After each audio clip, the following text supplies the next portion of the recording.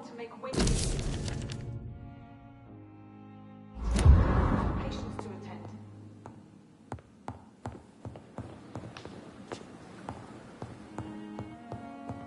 Dr. Swansea asked me to collect you, Dr. Reed. Hurry up! Yes, Nurse Crane? How can I help you? I'm so sorry. I know Dr. Swansea wanted you to rest, but we have somewhat of a crisis. A crisis, you say? Our supply of antiseptics is nearly depleted. I was hoping there was another box up here, but...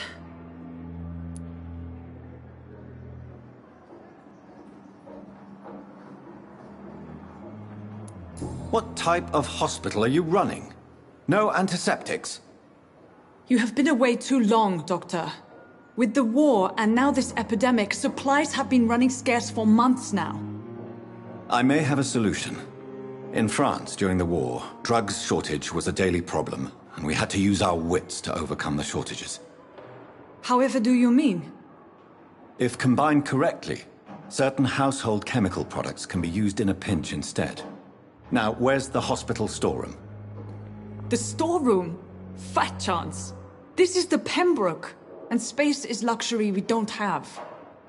Everything used to be stored in the old morgue. Perhaps I should look there first. Where is this morgue? It's the large building behind the hospital. You'll need to go in the back door because it's been sealed off for sanitary reasons. Take this key. It opens a small back entrance at the end of a narrow street. The abandoned morgue behind the hospital. A small door at the end of a narrow street. On my way then. Thank you, nurse.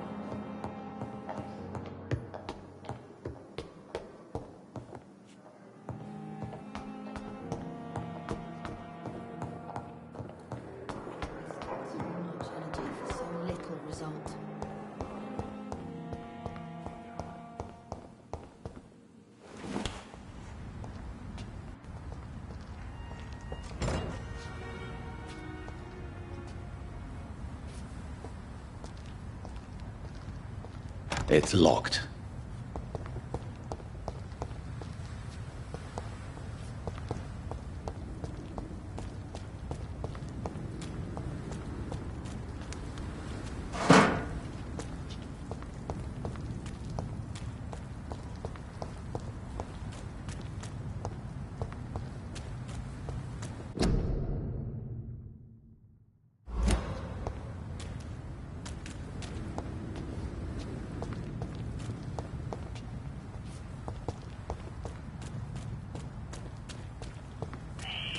Scowl voices in the garden.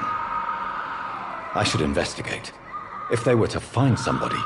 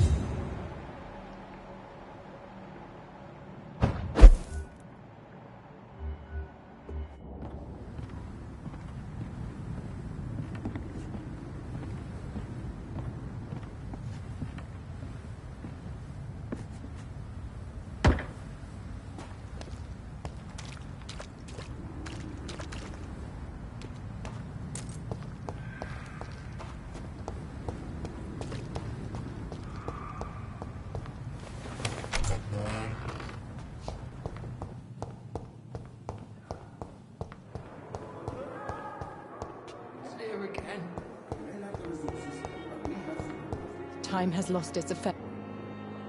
Good evening, miss. I'm Dr. Reed, the new surgeon at the Pembroke Hospital. And who are you? Your name has no meaning to me, mortal. You're nothing but dust blown by the winds of eternity. I beg your pardon? What are you begging for, mortal? My clemency? Well, tonight maybe I'm inclined to mercy. You'll never forget the night you met Thelma Howcroft. You keep calling me mortal. Why is that? And if I'm mortal, what are you? Well, Dr. Reed, if you must know, I'm a vampire.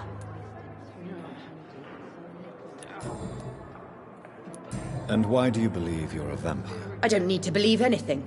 It is what I am. It is what I feel within this hollow shell of flesh. Please, describe to me how you feel. What is it like to be a vampire? I can hear my body crumble from the inside as my flesh cracks and fades. I sense the last pulse of postulant blood within my drying veins. I need new blood.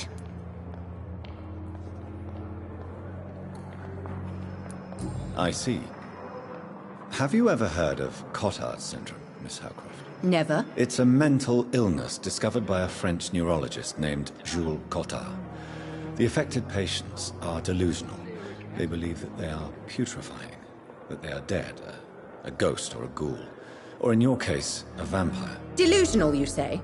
Oh, sad and petty mortal. You can't even begin to understand the concept of immortality. And you think it is I who am delusional.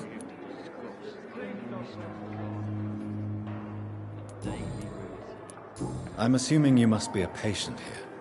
Am I right, Miss Howcroft? It's only a cover. To hide from my enemies. I can leave whenever I want. As a woman, a spirit, fog, or bat. Who are these enemies you mentioned? Can you describe them? I cannot say for sure.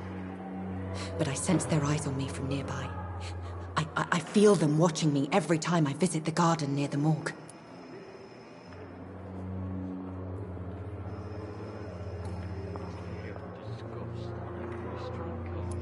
The staff here are not your enemy. They're here to help you, to care for you. I'm not speaking of the doctors in white. I'm speaking of the men and women who hunt me, for I am a vampire! I see. Don't worry. These people will not find you here. I'll personally make sure they leave you alone. Thank you, mortal, but do not interfere with them, for you are no match for those that hunt me.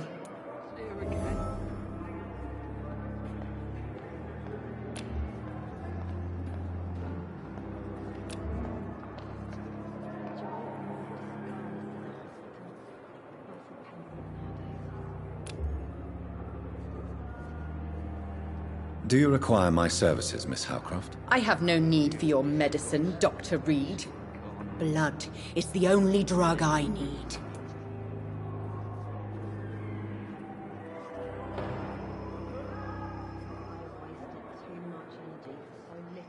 I'll leave you, Mistress of the Dark, to your nocturnal activities. Time has lost its effect on me. But the suffering continues. The pain.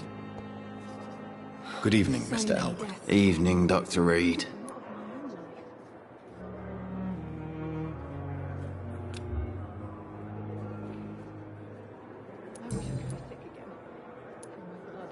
How close are you to Miss Hawcroft? Are you aware that she thinks she is a vampire? To wait for her next nibble is the best reason to stay here. Every time she approaches my bed, she treats me like something tasty. A normal person. Aren't you afraid? She may hurt you if the game goes too far.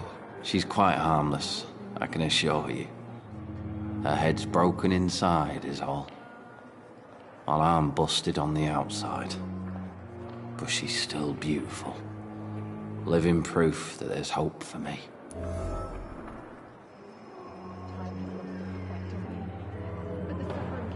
So do you let her bite you? You know that's not sanitary. And why not? She's only supping a few drops of me blood. And the pain, it's real for once. She could decide to bite less willing patience. Then it's another good reason for me to stay here, Doctor. You do realize she's mentally disturbed. It's called the Cotter syndrome. She truly believes she's a vampire. In her madness, she never refers to my scars. And frankly, if I could, I'd join her world. It seems much more fun than the real one. Soldier, do you need assistance? I'm fine. Just do something for this pain, will you? That's all I'm asking.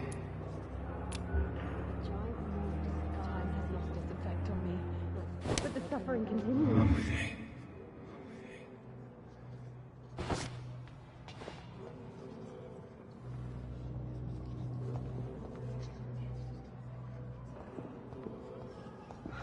So many deaths.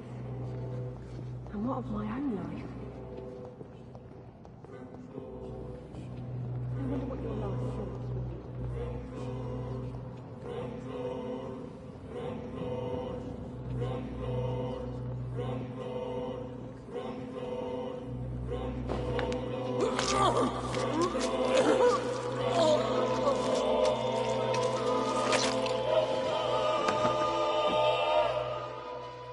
So this is how it ends.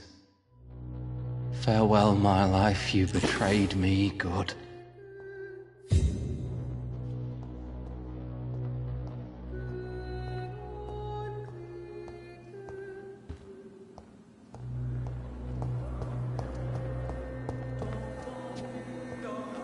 Good evening, Miss Howcroft. How are you tonight? I need blood, Doctor. Warm, rich, vibrant blood. Who are you really, Miss Howcroft? I mean, apart from being a vampire. Is that not enough for you, puny mortal? What do you require? Proof of my powers? I'm curious to know who you were before becoming a vampire. No, it was such a long time ago, I don't remember. Centuries of unholy life can have strange effects on one's minds, you see? Tell me, Thelma, why do you feel so attached to Mr. Elwood? Why him? I'm not sure, Doctor. I think we have a bond of some sort. We've both suffered so much. He's the only mortal I find interesting. Do you plan to make him a vampire too? Of course not. How could I inflict my curse on anybody else? I'm not that cruel, Doctor. Would you say you and Mr. Elwood are romantically involved? No. No, Thomas is a delicate soul. Even though he disguises it. But I am not the woman he needs. No, for I am a vampire, Doctor.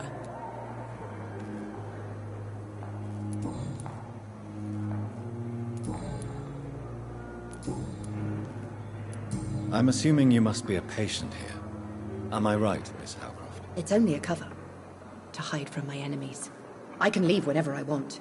As a woman, a spirit, fog, or bat.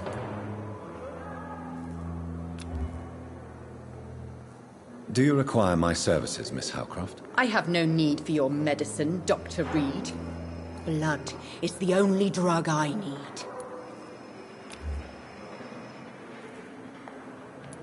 I'll leave you, Mistress of the Dark, to your nocturnal activities.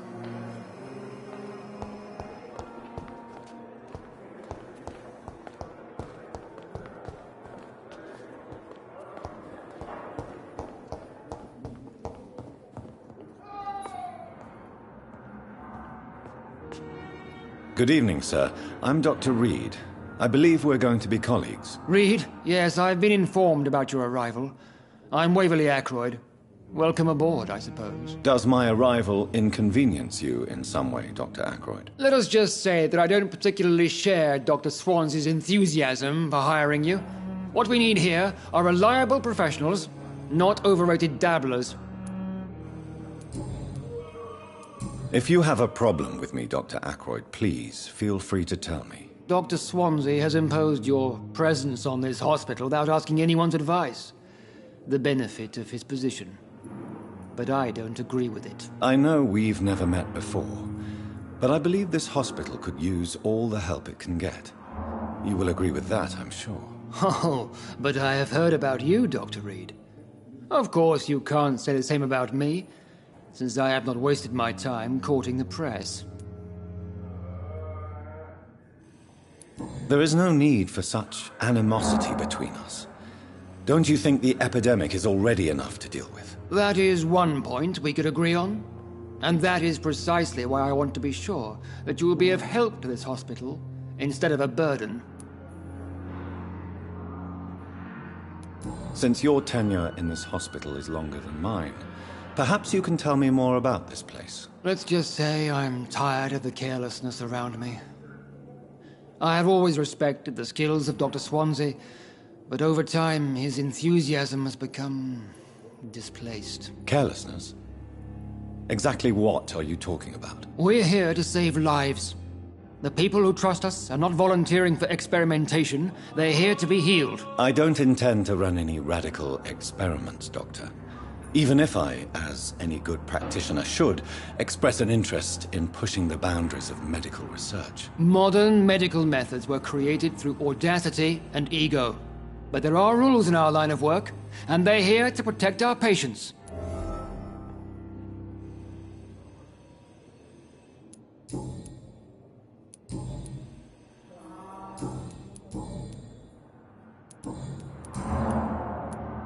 I don't know what you've heard about me, but I have already proved my value as a practitioner. I don't question your skills, Dr. Reed, but your motive. Is it money, fame, or are you truly dedicated? And what exactly is that supposed to mean? I served in the war just like you. But unlike you, I did not use the wounded to play the modern sorcerer. Be careful what you insinuate, Dr. Ackroyd. I only want you to admit you used those men to improve your theories. This is ridiculous.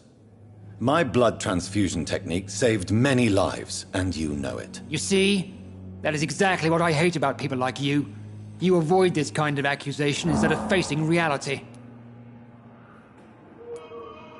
It seems you have bad memories of your military service. I refuse to see this industrial slaughter as scientific progress. War only reveals the worst in men. We can at least agree on something, Dr. Ackroyd.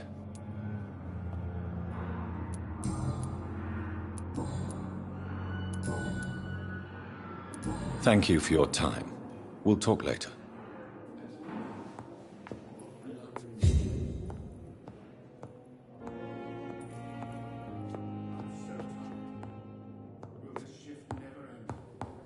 I'm all right. Don't waste your time with me. Good evening, sir. I'm Dr. Reed. May I help you? I don't know if a third opinion is needed. Your colleagues are already arguing about my condition. I see. Would you mind telling me more about your situation? I'm Harvey Fiddick. All I want is to get me bloody arm fixed properly. Tell me about yourself, Mr. Fiddick. I'm just a regular guy waiting to get his arm fixed, so I can return to work and to my family. I was more curious about what you were doing before being hospitalized. I'm a carpenter. And a good one, too. But that means I need both arms to feed my family, Dr. Reed.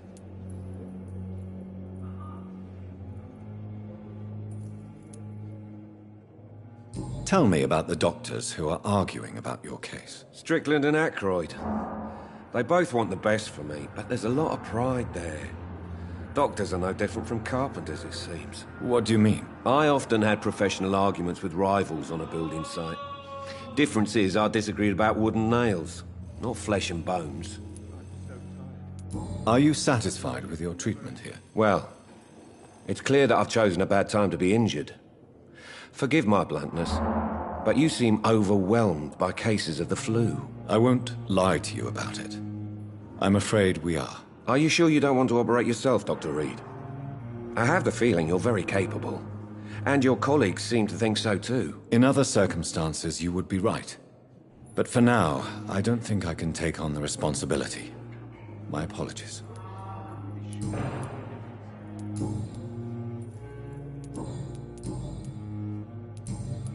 Goodbye for now, Mr. Fiddick. I'll see you later. My sweet girl. Good Reads me evening, like a sir. book. I never could keep anything. Good evening, Doctor. I believe we're going to be working together. Dr. Reed. Dr. Swansea informed us of your arrival, but I could not dare to believe we'd have such good fortune. Such an honor, sir. Thank you. And you are? I am Thoreau Strickland, Dr. Thoreau Strickland. I'm a great admirer of your work, Dr. Reed.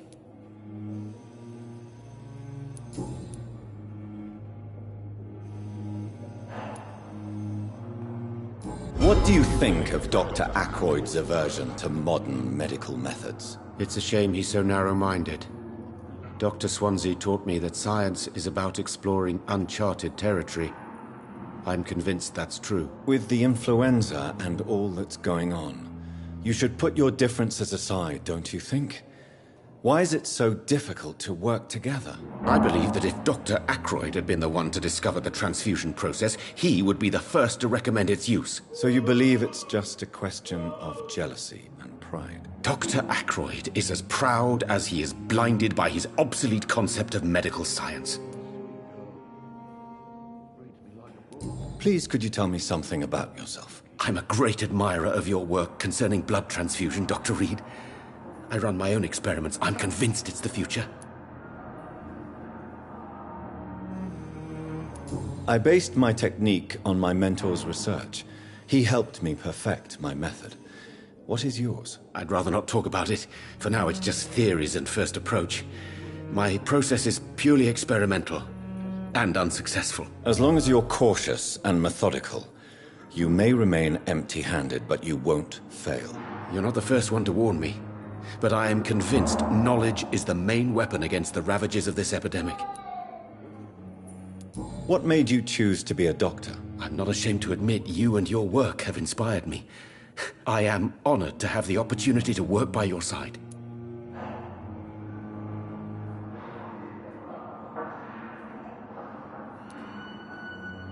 It's always a pleasure to share scientific and medical knowledge with someone eager to learn.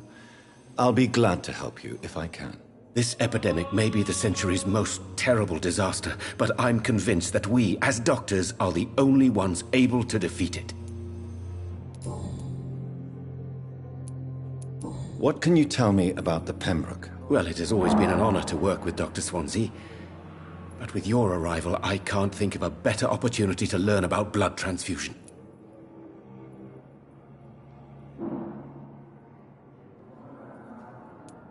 Do you need help with anything in particular? Well, yes, maybe. I'm waiting for a batch of products I ordered for my personal research, yet my supplier seems to have vanished. Do you want me to play the errand boy for you? Oh no, Dr. Reed. But if you went personally to his shop, what with your reputation and all, he wouldn't dare to refuse the products I need. I see.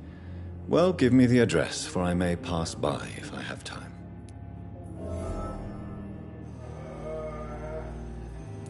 You seem quite optimistic.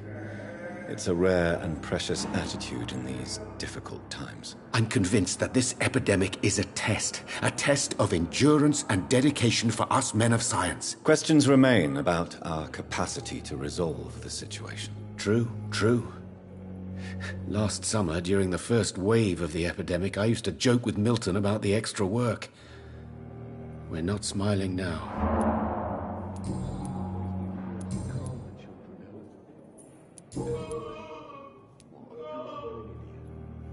Tell me more about your willingness to experiment with new medical techniques. Harvey Fiddick is a patient suffering from a severe injury that could cripple him if not treated correctly. I'm convinced your blood transfusion technique could help him. What is it you really want? To save him, or to prove your point? Fair question. I want nothing but to save my patient, Dr. Reed. Especially since I know Mr. Fiddick's story. Tell me Mr. Fiddick's story. Our first diagnosis was compromised because Mr. Fiddick lied to us about the real origin of his injury. He first claimed it was an accident. But why would he hide such crucial information from us? Because he is a proud father, ashamed of putting his children at risk because of his own negligence.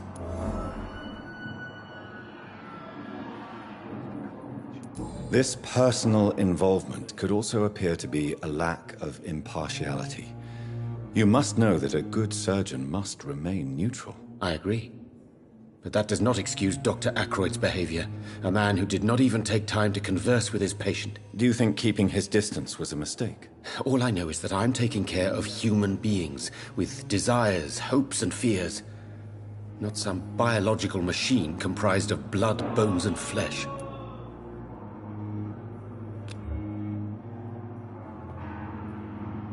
Do you need my medical attention, dear colleague? You don't have to worry about me, Dr. Reed. I am here to assist you, not to be a burden.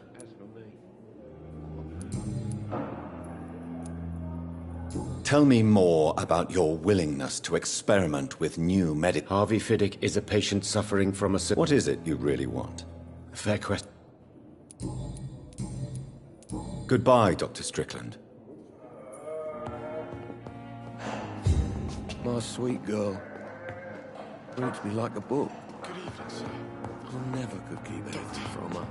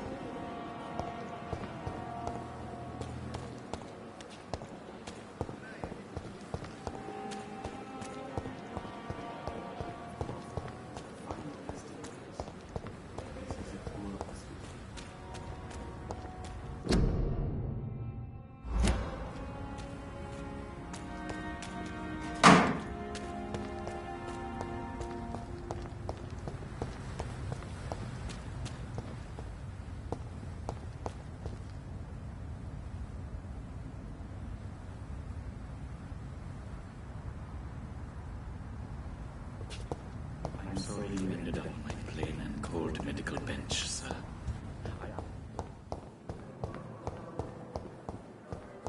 It's locked.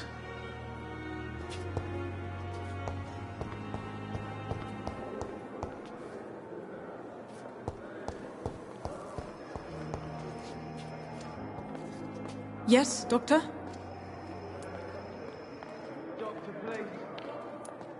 Why then do you always work the nights? Don't you ever sleep? At the Pembroke, we're always hands on deck. Your dedication to the Pembroke does you credit, Nurse Crane, but when do you sleep? We staff get our sleep when we can, Doctor. Nursing is a vocation, not the labor of a journeyman. Lack of sleep and the medical profession always ends in disaster. I've witnessed many a colleague succumb to stimulants to fight exhaustion. Drugs were as deadly as bullets in the trenches. London's trenches start here at Pembroke Hospital. We are on the front line, make no mistake.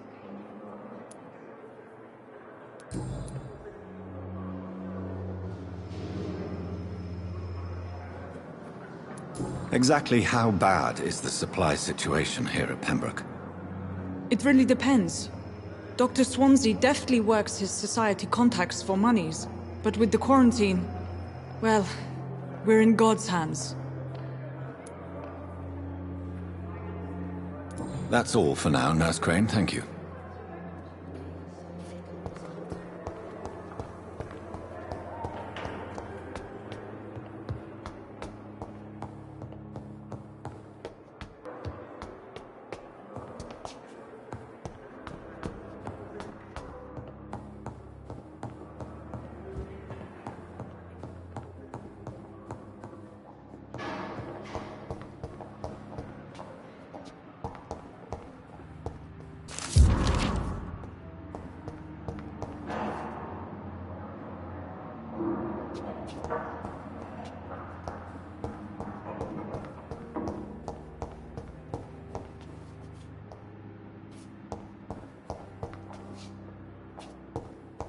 I cannot enter.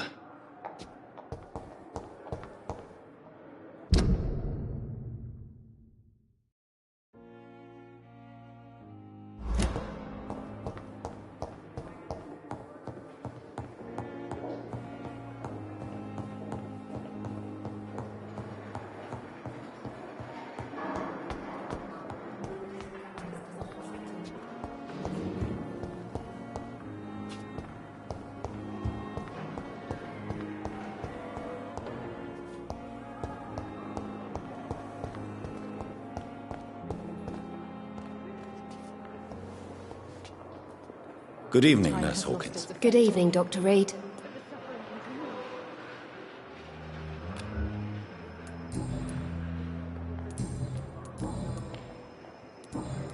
Goodbye, Nurse Hawkins.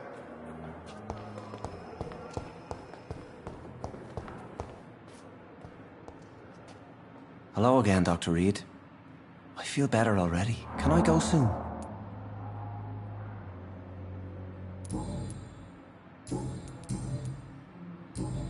Goodbye, Mr. Hampton. We'll talk again later. It's locked, all right. I wish I could be sick again. Feel my blood boil with the fever.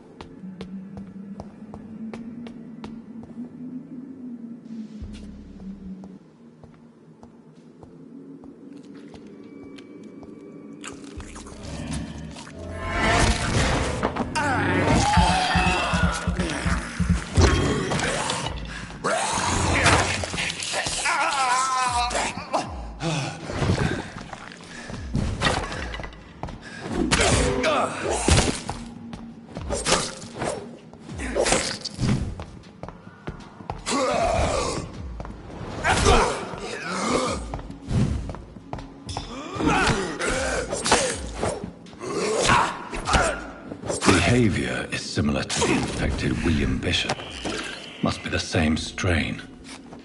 This sickness moves faster than influenza.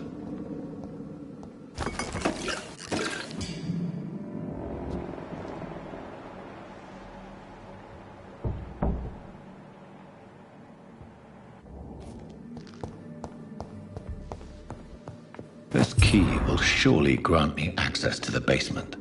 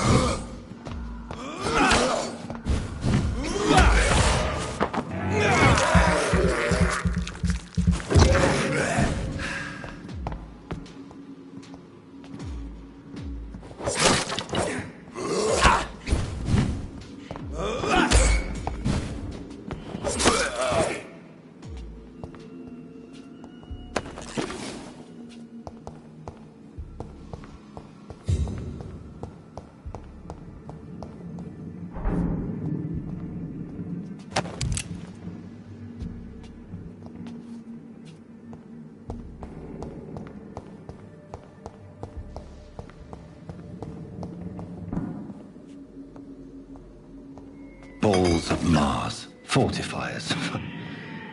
As popular as they are ineffective. But they do contain iron tartrate, and that might prove itself useful.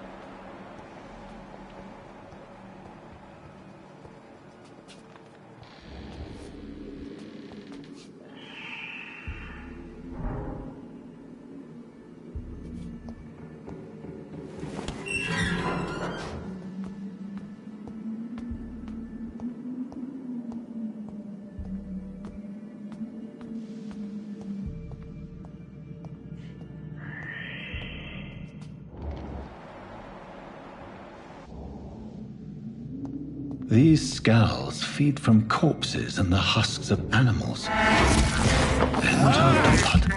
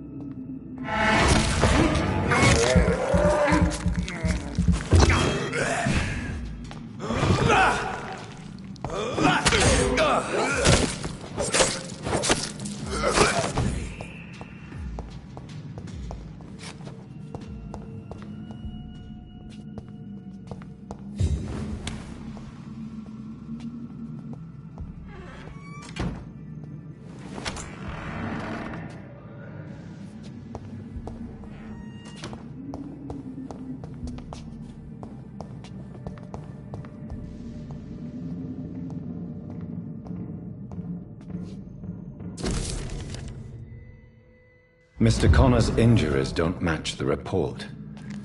I'd better look into this.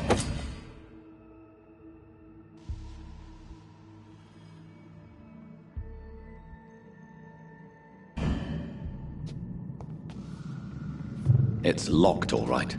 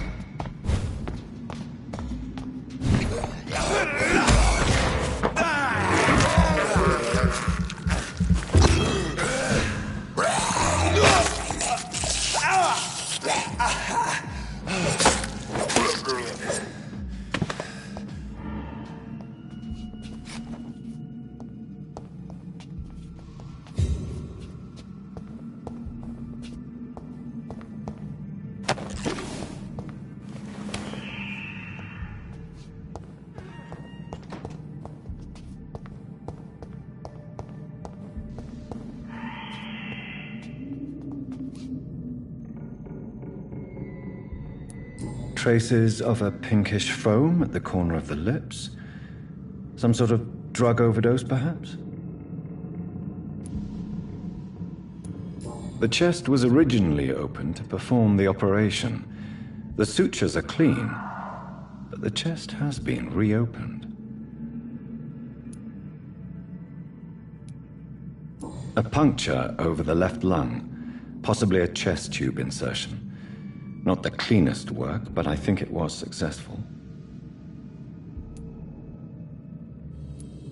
Multiple abrasions and scarring on the arms and legs. Old and distinctive injuries of a sailor or a fisherman. Signs of internal bleeding. So, Dr. Tippett's anesthetics were incorrectly dosed, causing the patient's death. And then he tried to operate on him again. Tippett has made an egregious error. It's time we talked.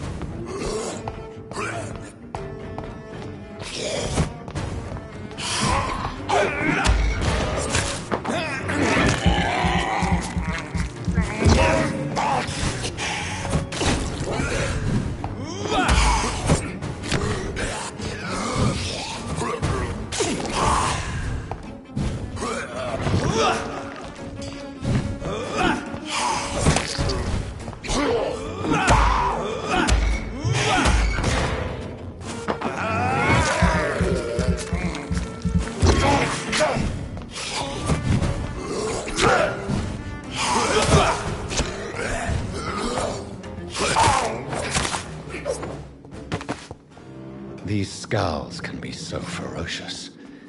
I'm not sure I can defeat them without becoming stronger. To drink blood is so tempting.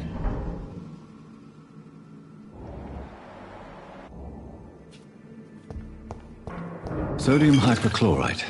Dangerous to administer, but efficient in the proper dosage.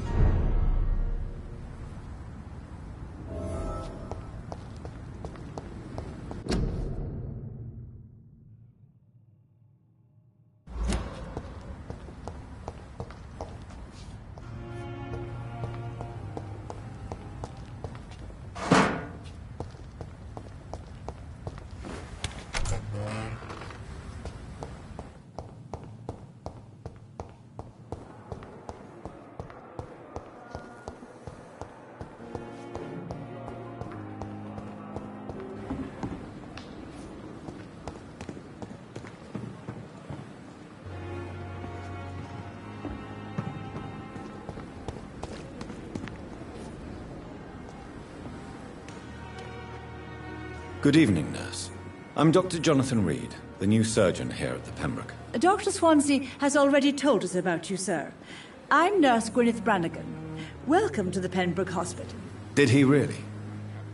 It's a good thing I wasn't hoping to keep a low profile. All members of staff have already read about your new blood transfusion technique.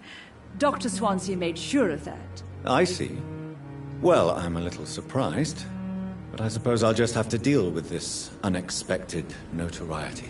You must know, blood transfusions are Dr. Swansea's primary subject of research. He is convinced it is the future.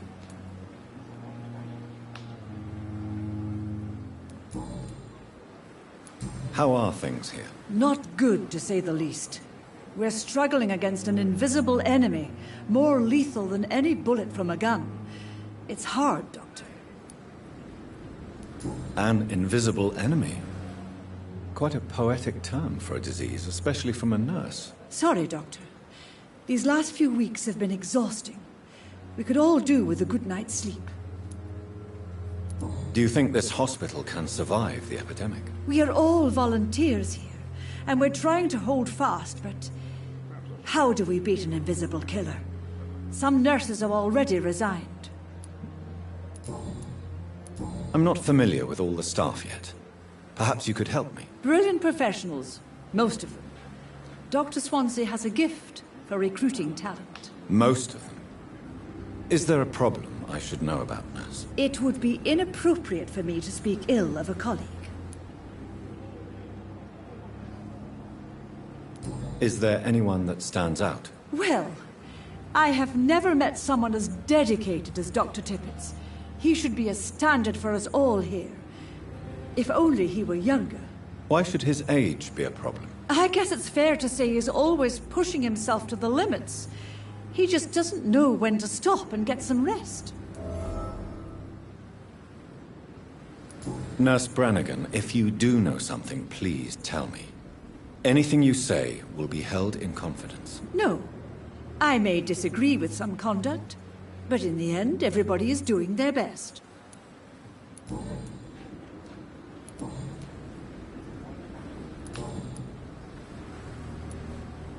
Tell me what Dr. Tippett did.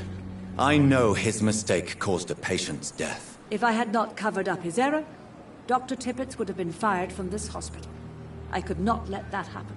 You can't allow your emotions to dictate your conduct concerning patients, Nurse Brannigan. Look around you, Dr. Reed. Do you really think we can afford to lose a brilliant practitioner like Dr. Tippett in our situation?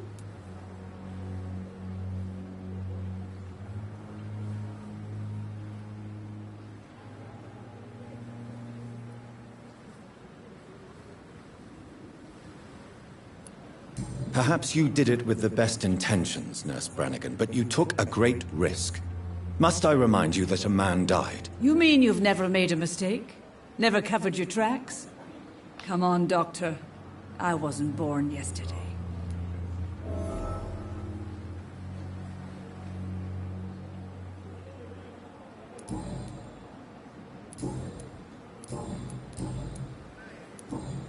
Goodbye, nurse.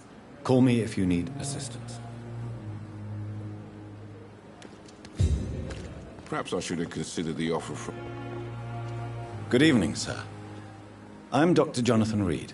I'm new here. I've already heard about you, Dr. Reed. I'm Milton Hooks, the ambulance driver for this shithole of a hospital. That's quite a blunt introduction, Mr. Hooks. You can call me Milton. I like to speak my mind, Dr. Reed. Perk of the job. Don't judge me, and I won't judge you. I'm not sure I understand what you're talking about.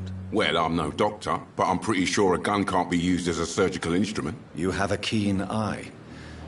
I learned to shoot during the war, and have carried one ever since. Old habits die hard. No need to explain, Dr. Reed. And if you ever need a better gun, remember, I may have something for you.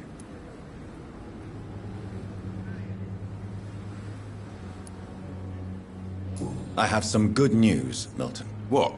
The epidemic's over? I retrieved your wallet, with all the money, and a certain picture. Well, yeah, Pippa Hawkins is my girl. So what? Is it the difference of skin colour that bothers you? Not at all, Milton. Good. Please, take this money anyway. to remind you to keep your mouth shut. Not everybody is as broad-minded as you, Dr. Reed.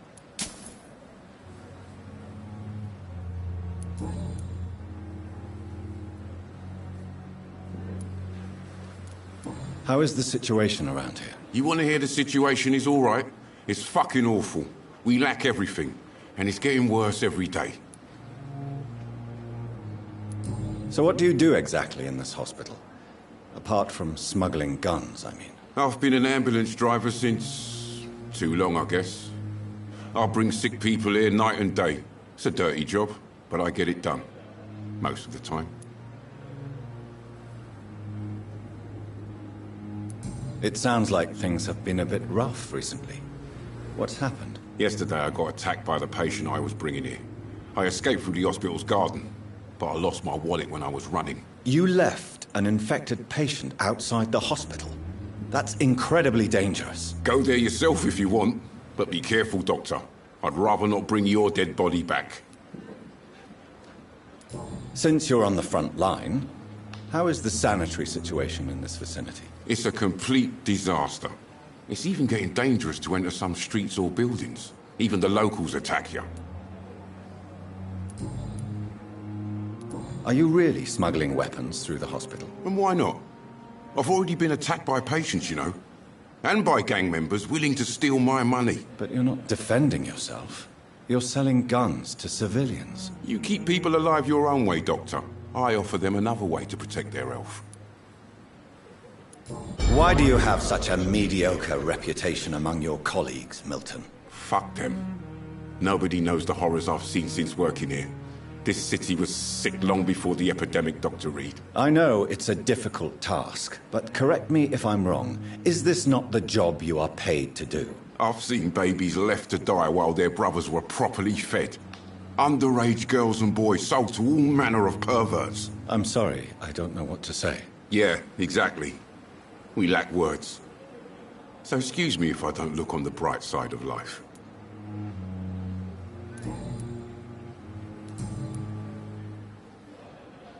What's going on between you and Nurse Hawkins? Pippa's tired. Tired of all this shit. Tired of all those corpses piling up. She's as depressed as I am.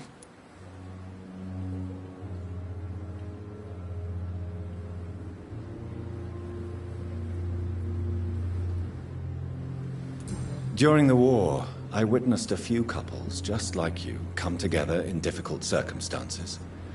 It can be very damaging. Maybe you're right. But we support each other.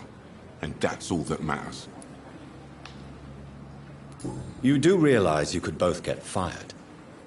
Hospital staff are not meant to have intimate relationships with one another. Come on, Dr. Reed.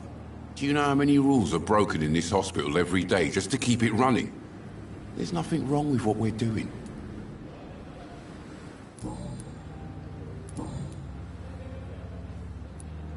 I'd like to see your goods. Wise choice, Dr. Reed.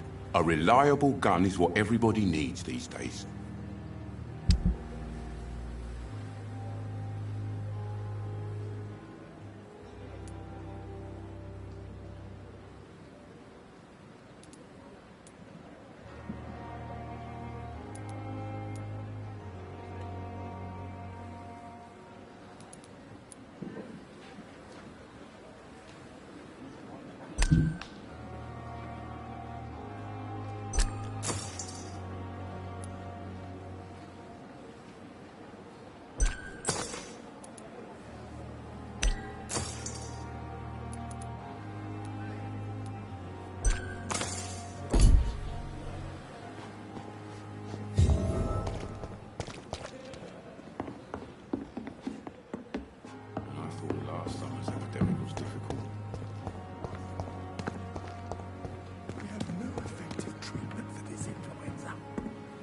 We are horrific liars.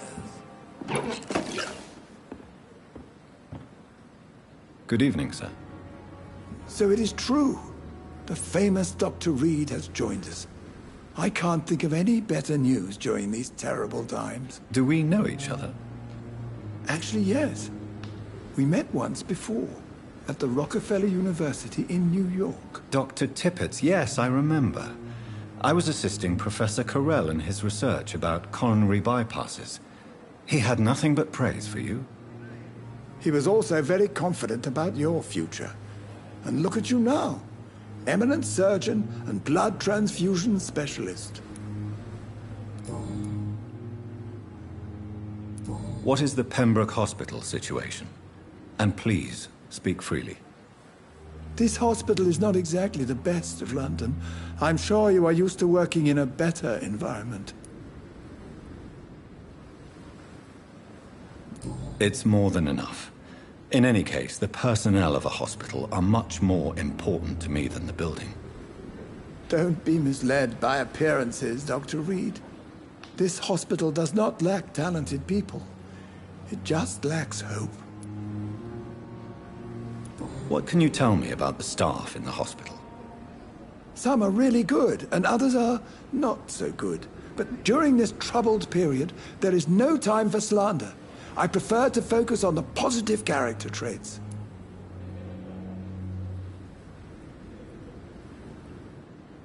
Tell me more about cherished people, then. Nurse Brannigan is a pearl. She is the most helpful and dedicated nurse I've ever worked with. A clever and cheerful woman. You really seem to admire her skills. I'll go even further. If she was a man, she would be a damn fine practitioner. Any opinion about the management?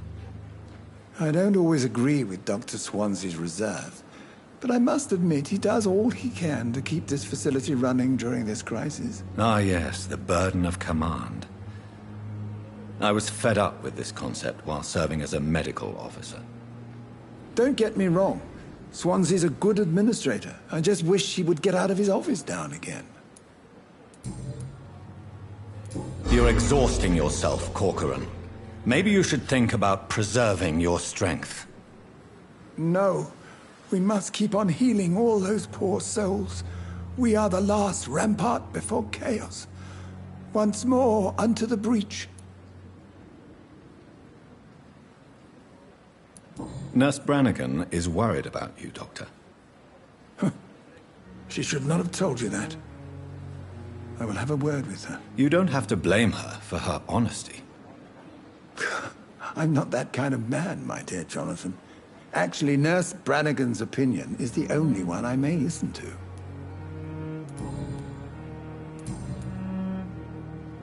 Corcoran, I want you to tell me about Mr. Connor.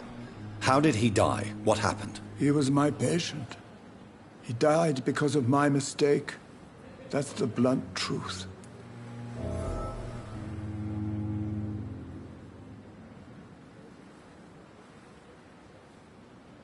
Who was this patient? I don't know. Some sick man from the docks, maybe a fisherman. I had no time to talk with him. No one claimed a body. What was the nature of the mistake? It was a twofold error. My diagnosis was wrong, and the administered dosage was too strong. Why not stop practicing? Are you mad? I killed that man, I admit it, and it won't happen again. I have saved so many lives since then.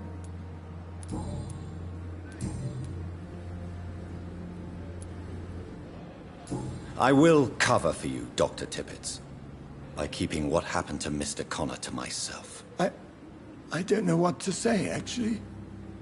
I can't exactly force you to become my accomplice. You didn't force me. This is my decision to make.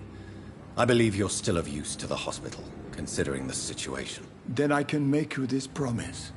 As soon as the epidemic is eradicated, I will resign.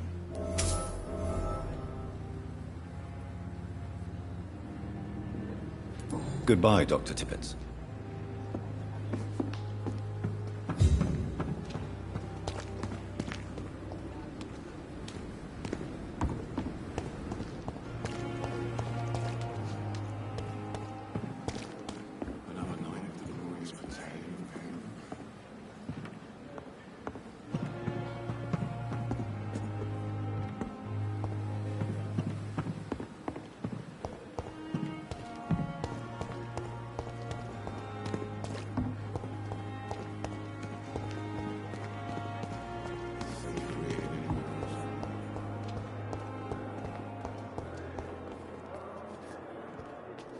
Good evening, Nurse Hawkins. Good evening, Dr. Reed.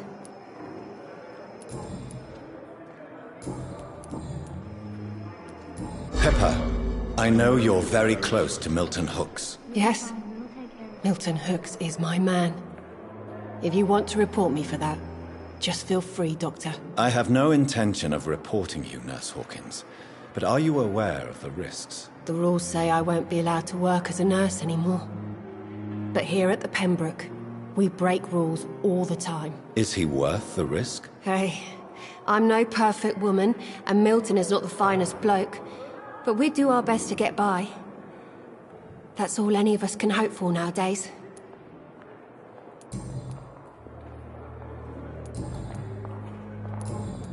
Goodbye, Nurse Hawkins.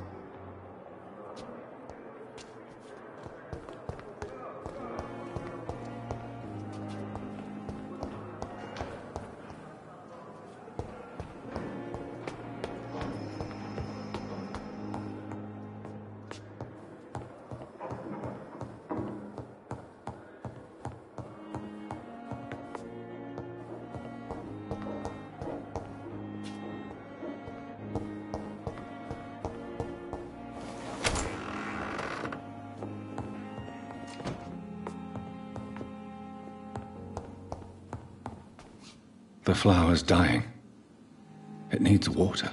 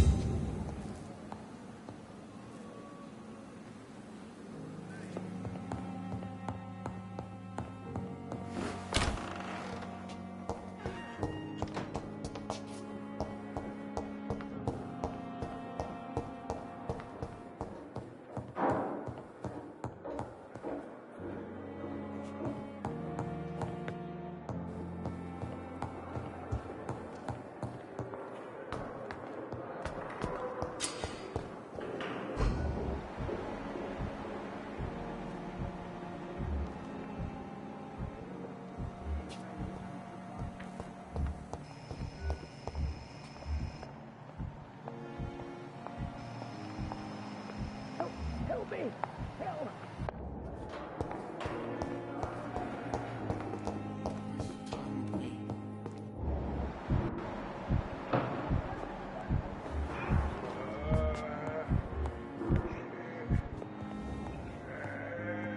will not let you down, my boy. Finally, you've returned, Doctor. Did you find anything of value? Yes, nurse. You've worked your first miracle, Doctor. Now, this patient here needs immediate treatment. Duty calls. When the storm has passed, I'll show you how to mix the remedy yourself with the same basic ingredients. Many thanks, Doctor. When you've finished, you ought to report to Dr. Swansea in his office. He's been looking for you. Seemed pressing.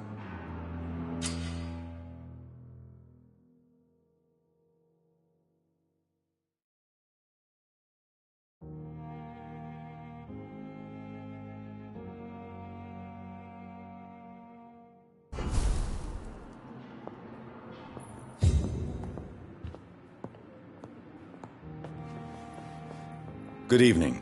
I'm Dr. Reed. Can I help at all? No. Really?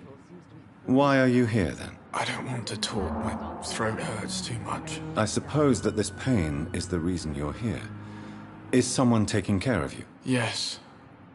And no. Could you at least tell me your name, sir? Mortimer. Mortimer Goswick. Do you need any help? I'm afraid I may, sir. I don't mean to be a burden. You are not a burden, sir. Healing you is my responsibility. And you have my gratitude for that. Circumstances, I'm willing to give you the benefit of the doubt.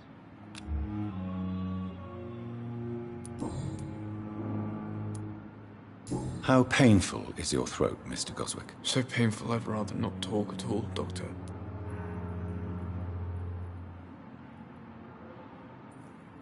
I'll let you get some rest, then. Good evening, sir. But in the circumstances, I'm willing... Good evening, madam. Can I help you? It's my son who needs you, sir. I'm Dr. Jonathan Reed. How can I help your son? I'm Beatrice Goswick, mother of Mortimer Goswick. Could you check on him, please, Dr. Reed? I've heard much of your talents as a physician.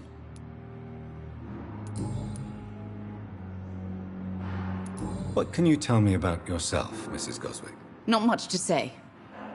Just take care of my Mortimer and I'll cover all the expenses. That's all that matters.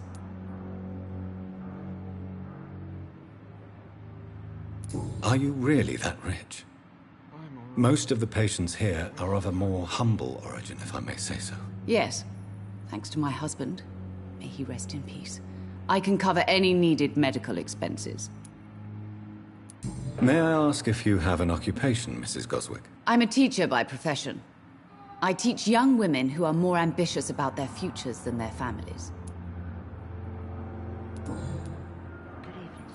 What do you think of your reception here? Any complaints? I have had the uttermost reservations about this hospital since we arrived.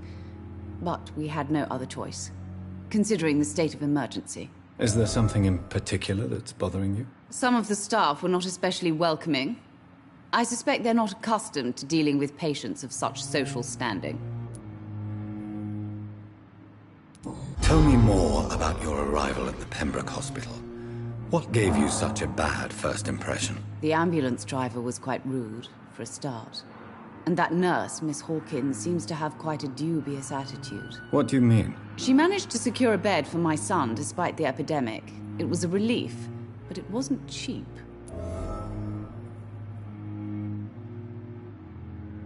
Good evening, sir.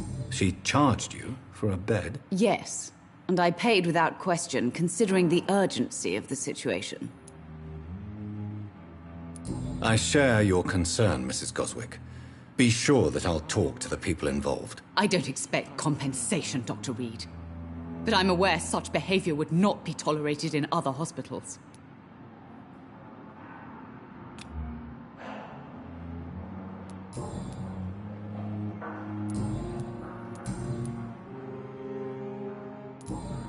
Goodbye, Mrs. Goswick.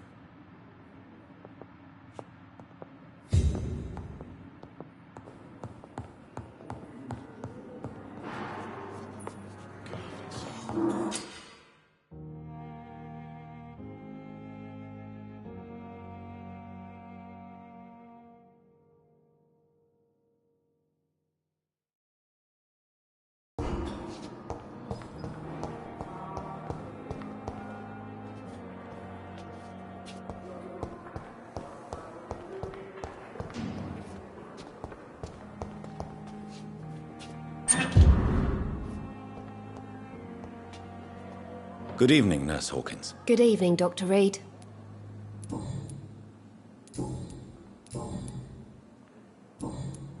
Goodbye, Nurse Hawkins.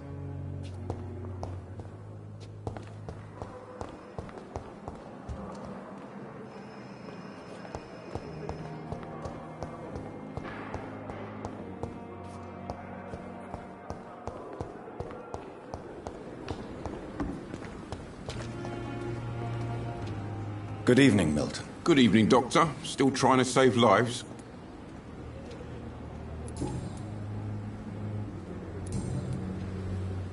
Goodbye, Milton.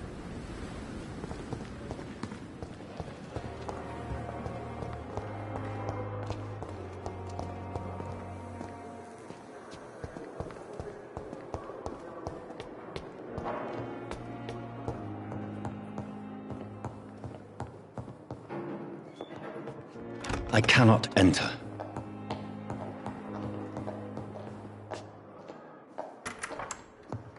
Please, Jonathan, come in. Fascinating, is it not? In the last decade, so many mysteries have been brought to light with our microscopes. The human body, biology's penultimate frontier. The more we explore its boundaries, the less we're able to trace a clear line between life and death. You, my friend, have a foot in both countries. The view must be vertiginous. It's at least as vertiginous as chatting about vampires with you, I would say. This must be all so new to you. This area of town, the hospital, a brand new life. How stimulating it must be. I wish I could share your enthusiasm, Dr. Swansea, but my condition defies scientific categorization. Undead? Unalive? Immortality defies logic. I cannot express my thrill at this serendipitous turn of events. The world's most eminent specialist in blood transfusions, a vampire. One might say a gift from heaven.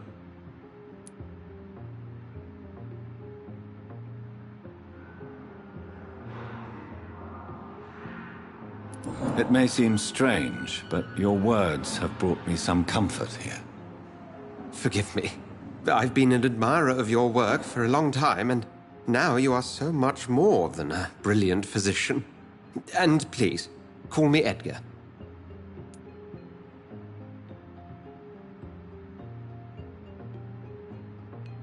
There is no need to apologize, Edgar. You offered me sanctuary when I had none. Very well. I have a task for you, Jonathan. Something that will require all your newfound skills. Please, go on. The Pembroke only survives through the generosity of our benefactors. Unfortunately, our main donor has found herself in a bit of a bind. Now, if you could help her out...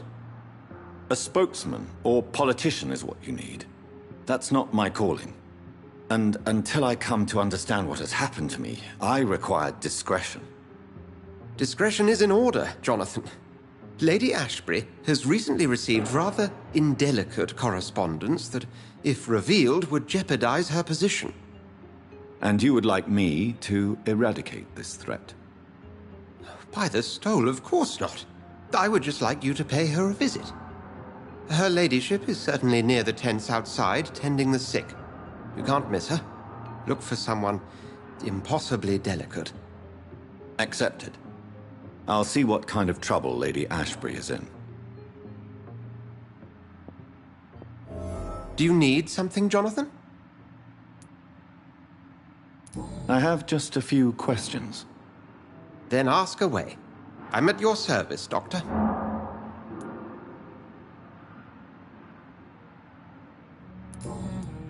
We'll see each other again soon, Edgar.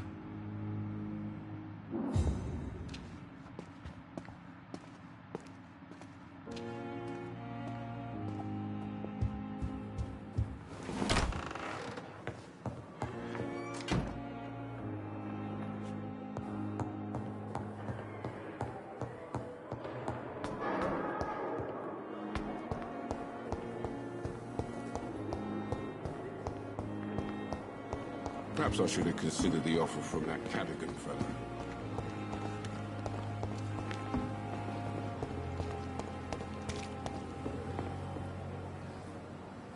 flu took my dear wife, Emily. I take comfort knowing we'll soon be together again. Mr. Rainfield, that's no way to talk. You're in good hands here, and we'll be up again soon enough.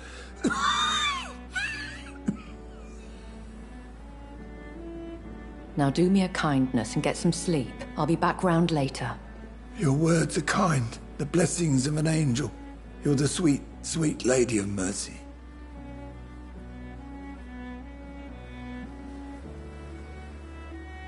Good evening, Dr. Reed. It's a pleasure to see you again. You seem surprised. Dr. Swansea has brought me up to speed concerning your recent appointment to Pembroke Hospital. You're a the lady who saved me that night, before vanishing into thin air. I remember you from the pub with Dr. Swansea. Indeed. Allow me to introduce myself formally this time. My name is Lady Ashbury. I remember you well, in spite of the brevity of our encounter.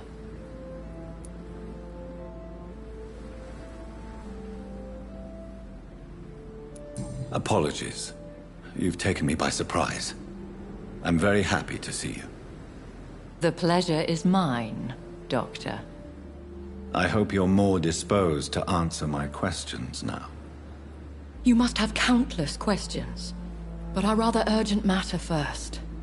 Swansea has explained. My cover, if you prefer, has been compromised. Dr. Swansea has commissioned me to be your agent in this matter. You could start by explaining what's amiss. These past insufferable weeks, I've been the victim of extortion. I've made a first payment, but the blackmailer grows greedy. I must refuse his most recent demands.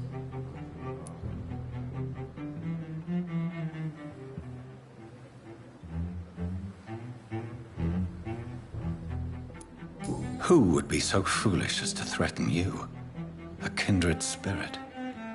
Even if it were the case, and I highly doubt it, a vampire would have asked for something more valuable than money. My suspicions lean toward a patient, or their family. Please continue. Every detail is essential. I'm your man. My embarrassment in this matter is eclipsed only by my shame at having put the hospital at risk. The threat from our anonymous scoundrel is clear. A list of dates. My visits coinciding with the dates of suspicious patient deaths due to massive blood loss.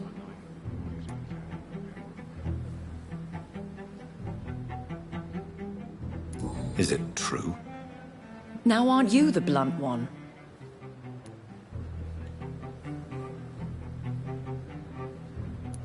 You are aware that I too know the thirst for the Scarlet Nectar. In all honesty, I'm not simply a patron to the hospital. My visits serve a dual purpose. Dr. Swansea has been treating my condition with a revolutionary technique of blood transfusion. It seems you are a specialist in the domain. I'll take care of it. Do you know where I should start? If that was the case, I'd settle the matter myself. You could talk to our local gossip, Harriet Jones. Not a pin drops here without her hearing about it. I'll meet that woman now. My life, as others know, is in your hands, Dr. Reed. I'm sure of your discretion, but I do fear your powers of persuasion will be put to the test. When this is resolved, I'll be your obligé. I'll answer all questions in regards of your condition.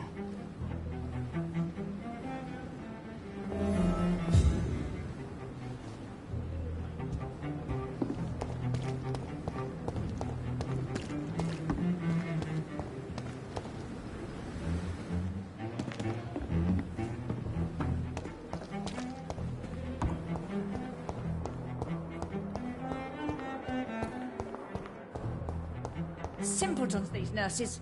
Bred with no respect. What? What? What is this? Who are you? Get out of my room. There's no need for alarm, madam. I'm Dr. Reed, the new surgeon. Preposterous. Dr. Reed, you say? I don't want some bumbling intern. Where's Dr. Swansea? Please, calm down, madam. I assure you that I am highly qualified. I'm just back from war duty. How brave. Threatening an old defenseless woman. You know how long I've been a patient here. You've picked the wrong fight. I'm Harriet Jones. Harriet Jones? Indeed. I've been meaning to have a chat with you. You know what goes on here better than any other patient, I gather. Oh, better than any patient, nurse or doctor. I've seen so many vile undertakings. I heard there have been some despicable goings-on. Was there a case of blackmail? Blackmail? Wait. You're investigating something. This isn't a social call. One of those incompetent cunts slit a poor sod's vein.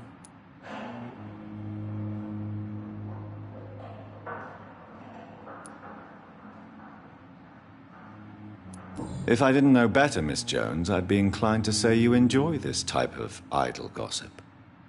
God's honest truth, Doctor. It's just the way it is here. Most of these bitches would let you freeze to death before getting you a blanket.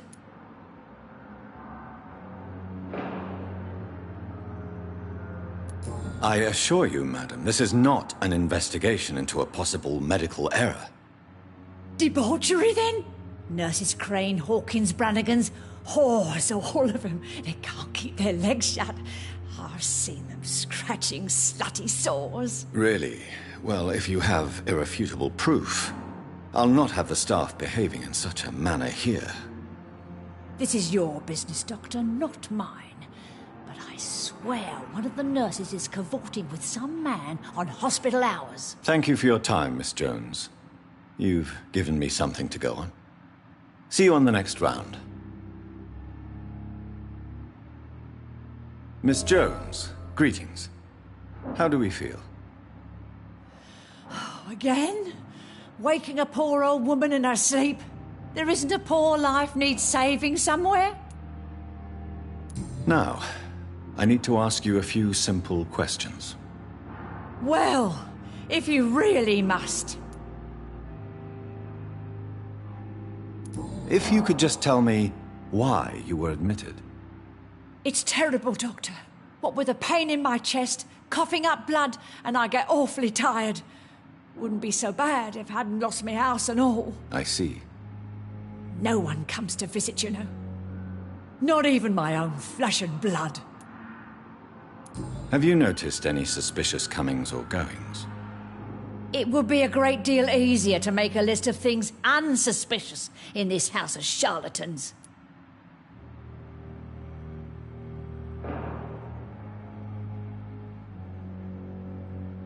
Come now, Miss Jones. Surely it's not that bad. Have you no eyes? This hospital accepts all manner of souls, regardless of origin. The proper sick cannot heal. We're kept sickened by the refugees. Everyone here is very capable. I have not seen any instances of unprofessionalism. Thieves and murderers, the lot. People have gone missing here, you know. Poof, without a trace. I'll come and visit you shortly. Good night, Miss Jones.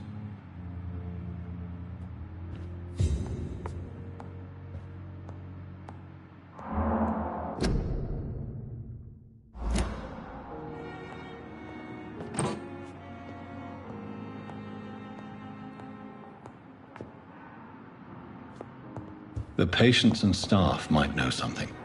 I'll start my investigation with them.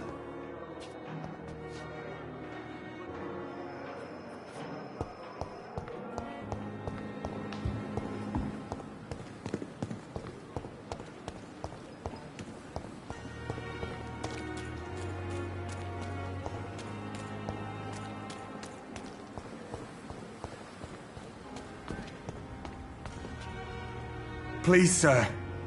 I need help bad. What's going on? I'm Blight, sir. Newton Blight. I've lost my mate. Can't find him anywhere. I'm Dr. Jonathan Reed from the Pembroke Hospital. Please, calm down and give me more details. Oswald and myself were both infantry, sir. We were en route for the hospital, but we had a disagreement. And Oswald ran off towards the canal. How long have you been searching for him? I can't go there. Too many rats by the water. Fucking rats. Can't stand them since the war, sir. Can't stand them at all. Don't be ashamed, Mr. Blight. Many soldiers who survived the trenches suffer from musophobia. I'll see what I can do for your friend.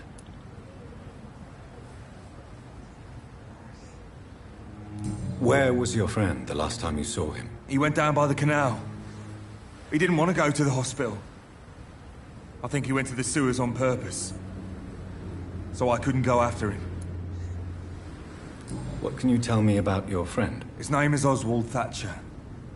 We survived the war together. Oswald is nervous and quite fragile since we came back from the war. This is a dangerous part of town. What are you doing here? We were looking for the Pembroke Hospital. We both need help. Treatment, I mean. To get some sleep. Just need to feel better, sir.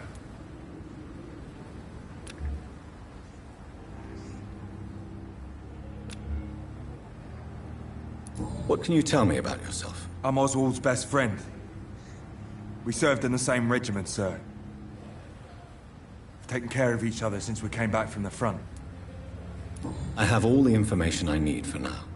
If I find anything out about your friend, I'll let you know as soon as I can. Thank you, Dr. Reed.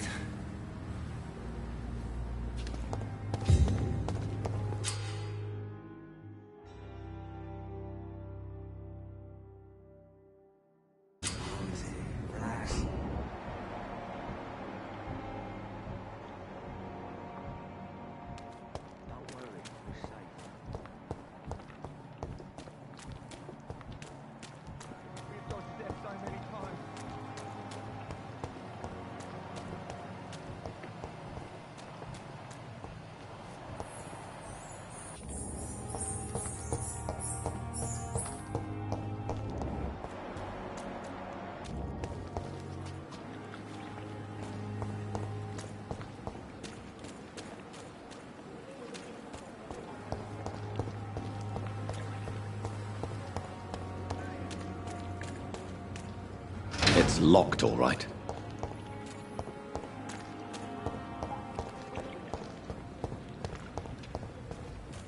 Don't worry, we're safe.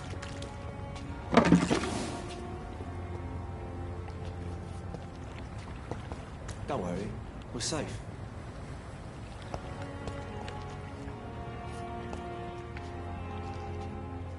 No one is here.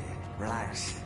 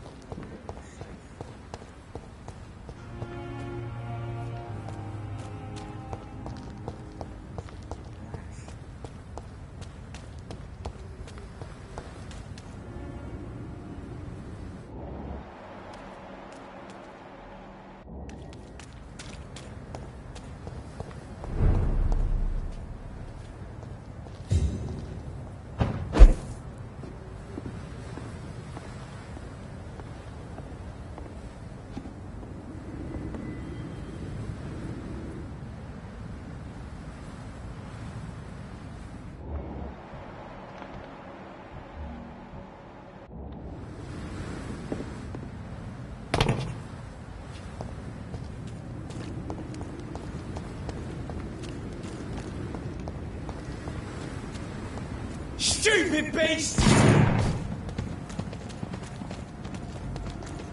Don't worry, we're safe.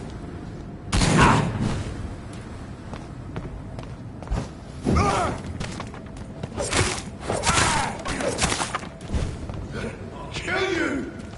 Kill it, boy! Kill it for you deserve!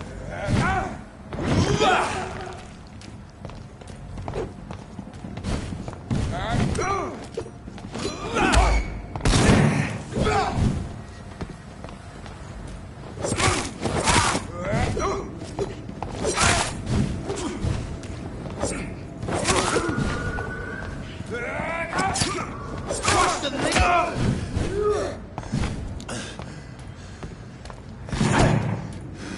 pin him down!